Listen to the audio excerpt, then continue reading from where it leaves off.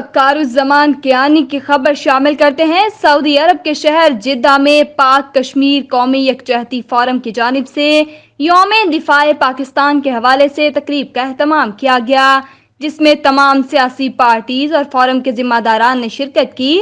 تقریب کے مہمان خصوصی OIC میں پاکستانی سفیر رضوان شیخ اور قونصلر جنرل جدہ خالد مجید تھے۔ تقریب سے خطاب کرتے ہوئے قونصلر جنرل جدہ خالد مجید اور OIC میں پاکستانی مندوب رضوان شیخ نے اپنے خطاب میں مادر وطن کی خاطر اپنی جانوں کی قربانی دینے والے جوانوں کو زبردست خراج تحسین پیش کیا اور کہا کہ جنگ کے دوران جوانوں کا جذبہ اور ان کے حب الوطنی بے مثال تھی۔ ہر قسم کے مفادات کا، چاہے وہ معاشی ہیں، معاشرتی ہیں، قومی ہیں، یہاں پہ آپ بہتر طریقے سے ان کی پاسداری کر سکیں گے۔ بس یہی ہے کہ ضروری ہے، اب پہلے سے زیادہ ضروری ہے کہ آپ لوگ ایک آواز ہوتی ہے، آپ کی بات ایک آئے۔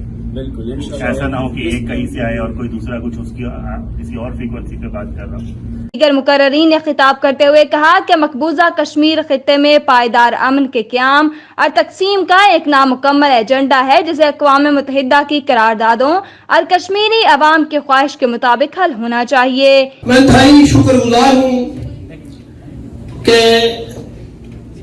کیسر جاوید صاحب نے، جو کہ ان کی طرف سے آج کا یہ پروگرام آرگنائز کیا گیا تھا، پاک کشمیر یکجہتی فورم کی ریکویسٹ پر انہوں نے آج اس قومی دن کو اس قومی یکجہتی کے نام کیا۔ میں ان کا انتہائی ممنون اور شکر گزار ہوں۔ دوسرا، آج کی تقریب میں اگر کوئی کمی کوتاہی نظر آئے تو اس کے لیے میں معذرت، خصوصاً ملک صاحب نے گلہ کیا، ان کا گلہ بجا ہے۔ تقریب میں پاکستان انٹرنیشنل سنگر نعیم سندھی اور سید بسام نے ملی نغمے گا کر تقریب کو چار چاند لگا دیے۔